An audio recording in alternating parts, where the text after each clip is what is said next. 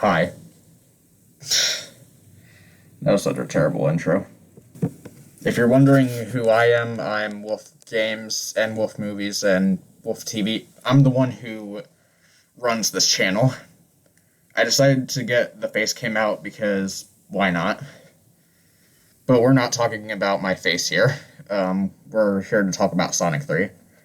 So I haven't seen Sonic 3 yet. Actually, it's not even out yet. It comes out tomorrow, and I'm gonna see it the day after that. You're probably like, why are you reviewing a movie that's not even out yet? Well, that's because I want to do a before and after thing.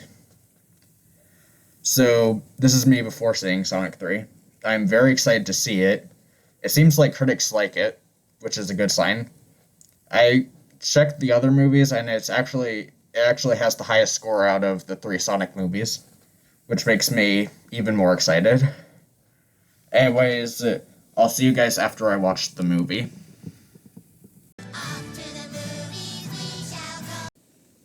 I'm back. And the critics were right. This is the best movie in the trilogy. Before I get to the spoiler-free review, let me tell you guys about my experience at the theater.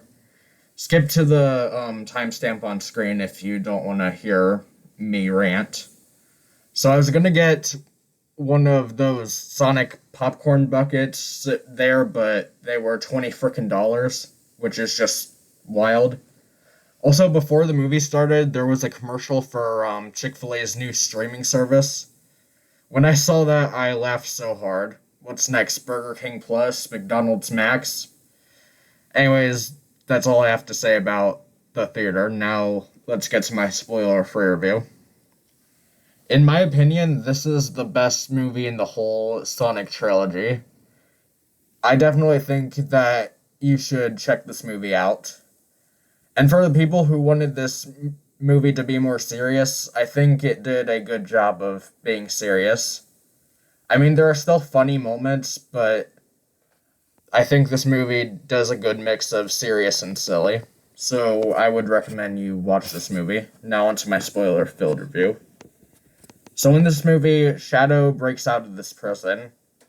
And one thing that kind of confused me when I saw the trailer for this movie was that Shadow can teleport on his own.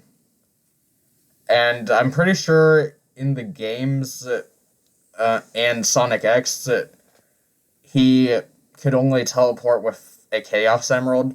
But whatever, at least we get some cool fight scenes with him using this ability. He starts to wreak havoc on Tokyo, so this military operation called Gun sends Sonic, Tails, and Knuckles to Tokyo.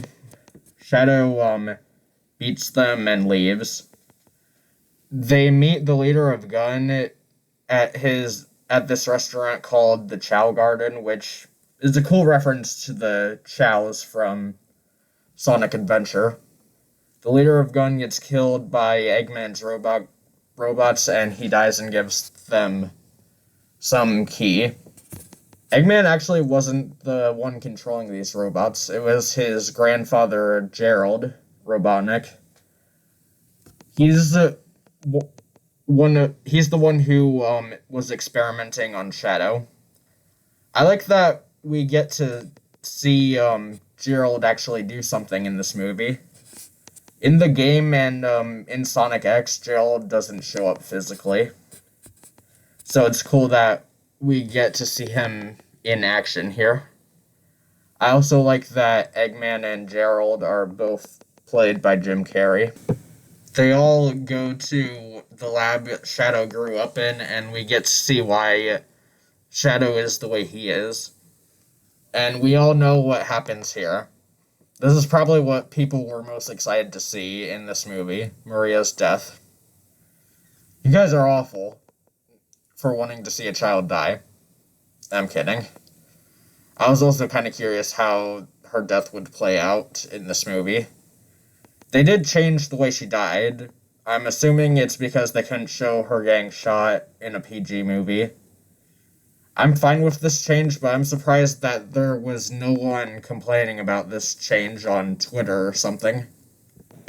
I also like how in this movie this movie shows more of Shadow and Maria's relationship.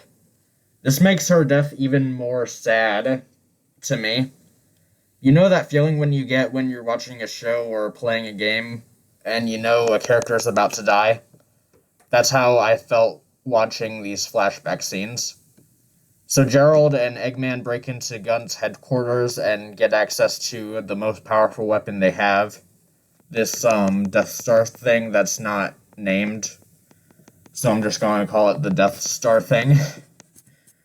After this, Sonic wants to take the Chaos Emeralds, which Knuckles doesn't want him to do, but Sonic takes them anyways. He takes them from this guy named Wade. I was confused that Wade had the Chaos Emeralds, but then I remembered that he got them in the Knuckles show. One of the things that I was worried about when I watched this trailer for this movie was that they would heavily reference the events of the Knuckles show. That worried me because most people probably haven't seen it, and it would confuse some people. Heck, this reference confused me when I first saw it. That show was a big blur to me, but thankfully this was the only reference to the show. So Sonic takes the Chaos Emeralds and turns into Super Sonic, and Shadow turns into Super Shadow. They have an epic fight scene, and when Sonic gets the chance to kill Shadow, he doesn't. He realizes that if he kills Shadow, he is no better than he is. This kind of reminds me of The Last of Us Part 2. If you know, you know.